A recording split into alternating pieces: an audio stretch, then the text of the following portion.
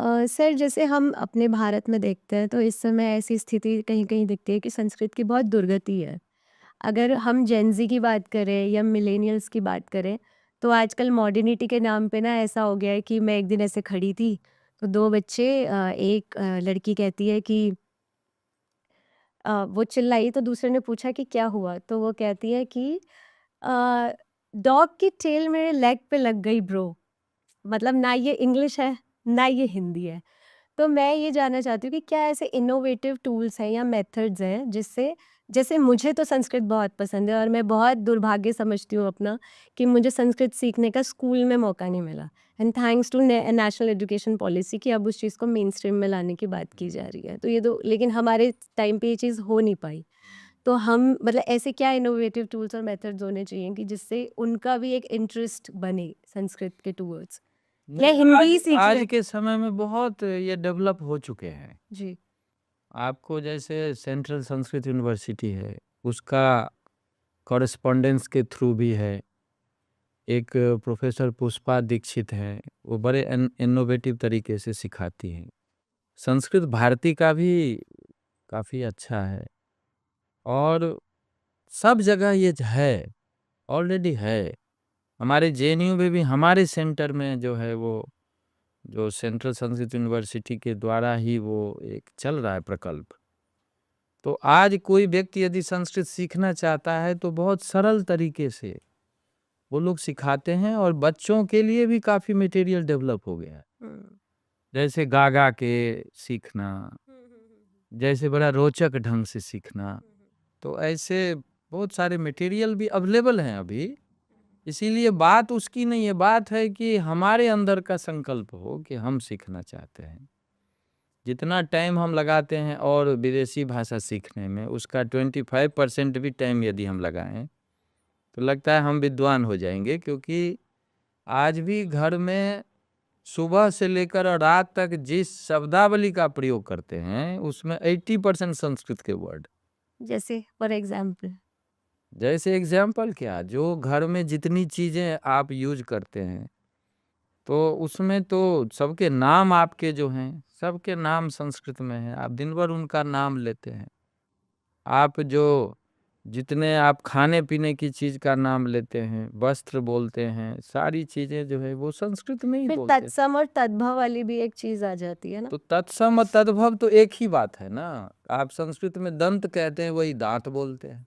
घृत को घी बोलते हैं, घृत को घी बोलते हैं, दुग्ध तो को वो दूध वही बोलते है, हैं। तो वो संस्कृत ही हाँ, है। मतलब ओरिजिन वहीं से है। ओरिजिन वही है और कहीं और है ही नहीं वो।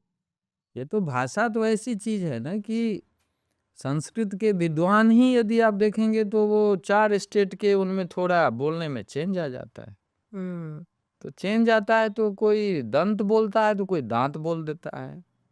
अक्षी कोई बोलता है तो कोई आँख बोल देता है। तो ऐसे जितने आपके शब्द हैं, जी। आप यदि थोड़ा सीरियसली देखें तो वो संस्कृत ही है। एक तो पूरा का पूरा मैं तो महाराष्ट्र जाता हूँ, मैं बहुत गुजरात जाता हूँ, मैं बताऊँ वहाँ के यूनिवर्सिटी में जितने नाम हैं ना, वो सब के सब संस्कृत के नाम हैं। इसमें दिल्ली थोड़ा कम है। अब दूसरे स्टेट में जाएँगे तो वहाँ संस्कृत वर्ड ही आपको मिलेगा। लेकिन उनको लगता है कि हम बंगाली बोल रहे हैं। वर्ड है संस्कृत का। किसी को लगता है हम तेलुगु बोल रहे हैं, वर्ड है संस्कृत का। इसलिए नहीं समझ में आता, क्योंकि संस्कृत यदि वो नहीं पढ़े हैं तो उनको लगता है कि इसी भाषा का है। तभी तो मैंने कहा कि संस्कृत एक लिंक लैंग्वेज रहा है थ्रू आउट। आप ये सोचिए कि आदि शंकराचार्य जब निकले, जब अपने यहाँ तो शास्त्रार्थ का ट्रेडिशन था, तो केरल से आदि शंकराचार्य निकले, तो उनकी मातृभाषा तो मलयालम थी। हुँ।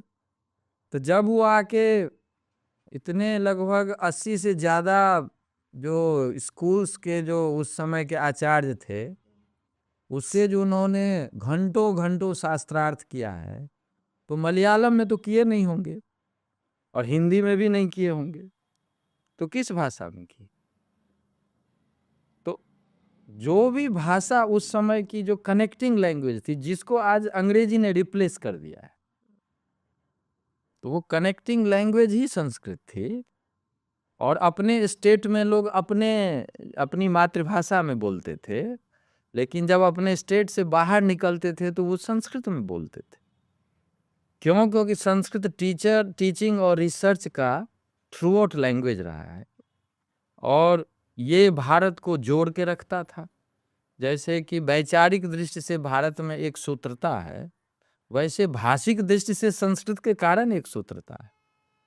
इसीलिए आप असम जाएंगे तो वहाँ भी आपको संस्कृत के सब मिलेंगे, और आप केरल चले जाएं तब आज की डेट की बात नहीं कर रहा, आप तमिलनाडु जाए वहाँ भी मिलेगा आपको, आप कश्मीर चले जाए वहाँ भी मिलेगा आपको, उत्तराखंड जाए वहाँ भी मिलेगा आपको। ठीक है, तो संस्कृत ही एक भाषा है कि आज की डेट में भी आपको कश्मीर में जो टेक्स्ट लिखी गई उसका मैन्युस्क्रिप्ट आपको मिल जाएगा कर्नाटक के किसी लाइब्रेरी में, जो ट्रावणकोर है, जो केरल है, वहाँ के लाइब्रेरी में मिल जाएगा, कहीं मिल जाएगा गुजरात में, कहीं महाराष्ट्र में, कहीं मद्रास यूनिवर्सिटी के किसी रिसर्च इंस्टीट्यूट में।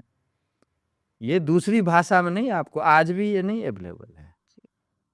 तो इसलिए आप उस दृष्टि से देखिए कि हजारों हजार वर्षों से भारत में जो एक टीचिंग का जो भी प्रोसेस रहा, अब आप अपनी मातृभाषा में पढ़ते हैं, लेकिन जैसे ही आप थोड़ा हायर लेवल पे जाएंगे तो आपको फिर संस्कृत में ही सब होता था। तो इसलिए जितने डिसिप्लिन अपने हैं, जहाँ इंडियन नॉलेज डेवलप हुआ, आज भी वो संस्कृत में है। वो मैथ्स हो, वो साइंस हो, वो फिलॉसफी हो, सोशल साइंस हो, जितने सब्जेक्ट आज आप यूनिवर्सिटी कॉलेज में पढ़ते हैं, भारतीय ज्ञान में उसी सब्जेक्ट को पढ़ेंगे तो आपको संस्कृत पढ़ना पड़ेगा। तो ये इससे आपको पता चल जाएगा कि संस्कृत का क्या वैल्यू है। और अब तो सरकार ने बहुत ध्यान दिया है, और ये मैं समझता हूँ कि एक बहुत बड़ा डिसीजन है, और ये डिसीजन जो है वो धीरे धीरे अपने लोगों को भारतीय ज्ञान से जोड़ रहा है। और अभी IKS को शिक्षा मंत्रालय ने भी अडॉप्ट कर लिया है। तो आज की डेट में लगभग 15 लाख शिक्षक हैं देश में, कॉलेज और यूनिवर्सिटी को लेकर। तो सरकार की ये है इच्छा कि जो पढ़ा रहे हैं या रिसर्च कर रहे हैं वो तो ठीक ही है, लेकिन भारतीय ज्ञान को भी वो समझें। तो दोनों को समझेंगे तो फिर हो सकता है कि आने वाले समय में कई नए रिसर्च सामने आ जाए और हम नए तरह का नॉलेज प्रोड्यूस कर पाएं जो सोसाइटी को बेनिफिट देगा।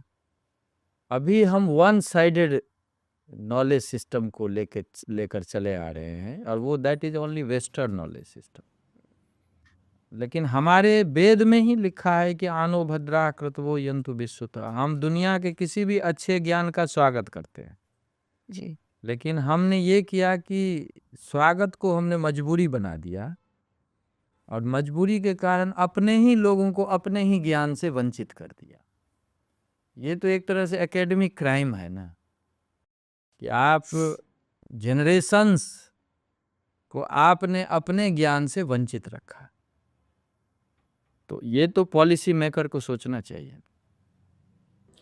बस अब रुकना नहीं है, ऐसी बहुत सारी इंटरेस्टिंग क्लिप्स इस चैनल पे अपलोड हुई हैं। एक्सप्लोर करते रहिए, देखते रहिए और वीडियोस को एंजॉय करते रहिए।